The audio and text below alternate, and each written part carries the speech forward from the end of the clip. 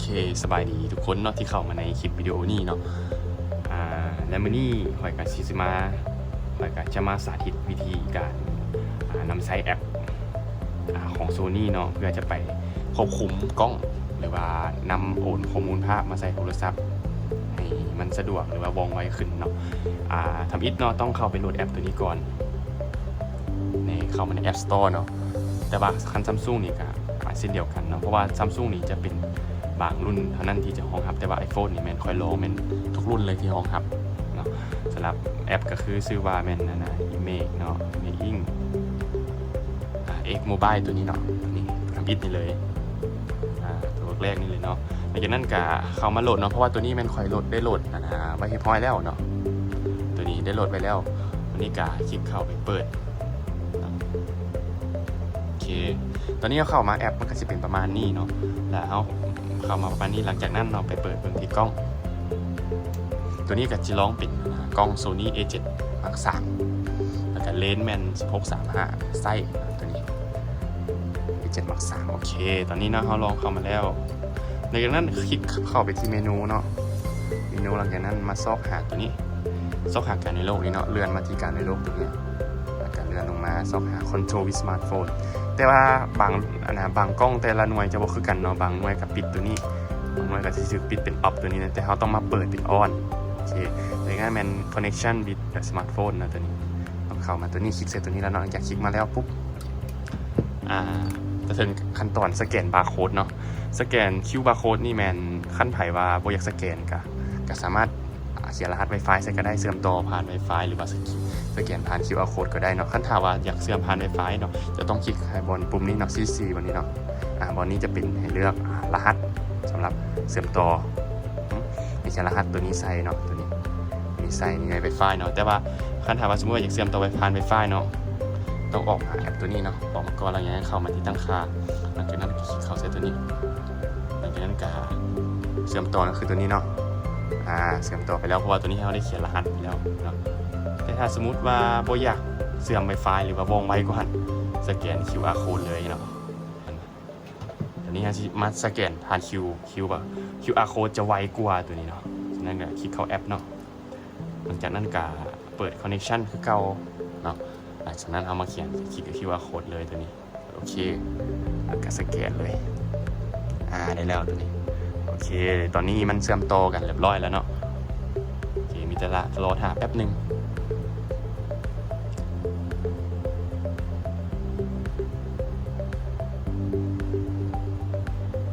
โอเคตอนนี้ก็เชื่อมต่อเรียบร้อยแล้วเนาะตอนนี้โอเคตอนนี้ก็เป็นจอที่2แล้วหน่วยนี้เราสามารถควบคุมผ่านอยู่ในนี้เลยก็ได้เนาะตัวนี้เลยก็ได้นี่สามารถถ่ายได้เบิดเลยเนาะคือตัวอย่างตัวนี้เนาะอันนี้เป็นนี่ควบคุมในโหมดแต่ว่าภาพที่มันจะส่งมาในตัวนี้เนาะมันจะเกิดอาการแลกหน่อยนึงแต่ก็พอใช้ได้แล้วไปเนาะก็คือว่าโอเคอยู่สำหรับผู้ใดที่บล็อกเนาะก็สามารถนำใช้วิธีนี้ได้เนาะขั้นชาใช้บล็อกมันก็จะเป็นประมาณนี้เราก็ต้องมีอะแดปเตอร์ต่อจากหัวตัวนี้เนาะเปลี่ยนมาเป็นด้านนี้ก็สามารถให้เป็นจอฟิกซ์สกรีนได้เนาะตัวนี้เนาะคือจังซี่เลยเราก็สามารถเว้าหรือว่าสนทนาผ่านเลนหาเลนนี่ได้เนาะเขาก็สามารถเห็นมุมกล้องของเราสถิตว่าแอปนี้เห็นได้แน่เนาะตอนนี้เลยก็คือแมนแอปนี้สามารถควบคุมISO ก็ได้เนาะสามารถปรับได้ว่าจะได้ ISO ประมาณเท่าไหร่หรือว่าจะได้เป็น50,000หรือเท่าไหร่เขาก็สามารถปรับได้เนาะนับตั้งแต่ISO ออโต้คนแหละจนฮอต ISO ที่กล้องสามารถทำได้เนาะอันนี้ข้าพเจ้าก็ตั้งมาอยู่ที่3,200เนาะตัวนี้ก็เป็นสปีดชัตเตอร์เนาะเขาก็สามารถควบคุมสปีดชัตเตอร์ได้อยากได้สปีดชัตเตอร์เท่าไหร่เขาก็สามารถเลือกตามใจมักของเขาเลยเนาะแล้วก็ให้ขึ้นกับสภาพแสงที่เราต้องการใช้นั้นเนาะส่วนที่3จะเป็นพวกค่า F เนาะ F นี่ก็จะเป็นค่ารูปแสงเนาะอาจจะปรับเท่าไหร่ก็ได้แล้วแต่เราอยากปรับตัวนี้แล้วก็ต่อมาก็เป็นออโต้ไวบาลานซ์เนาะก็คือสามารถเลือกได้เลยมีโหมดแบบแสงแดดหรือว่าอยู่โฮมอยู่แจ้งอย่างก็สามารถปรับค่าได้มีค่าเคตามพร้อมเนาะโอเคมีครบเนาะมีทุกอย่างเลยตัวนี้แล้วก็ตั้งเวลาในการ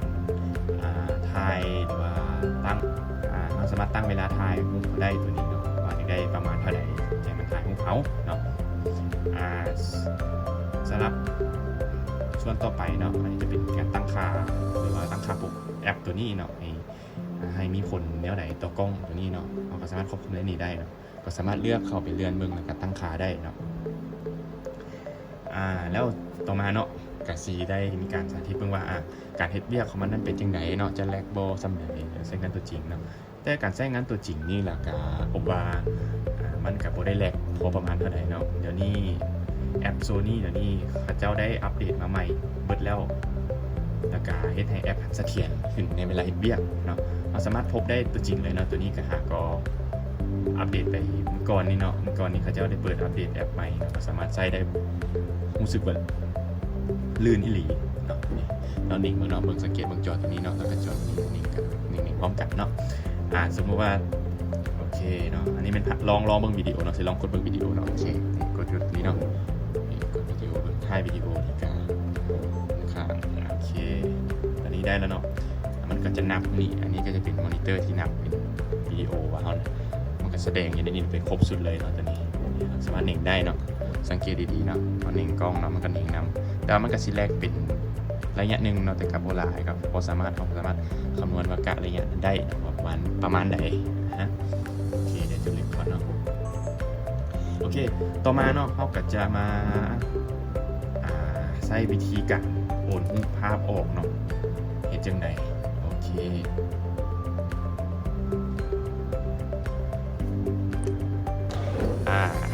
สำหรับการอธิบายคร่าวๆกับสิประมาณนี้เนาะบ่ได้ยากปานใดในการเสริมต่อเนาะเดี๋ยวทุกคนสามารถลองไปเบิ่งได้เด้อเดี๋ยวสำหรับขอจบคลิปเพียงเท่านี้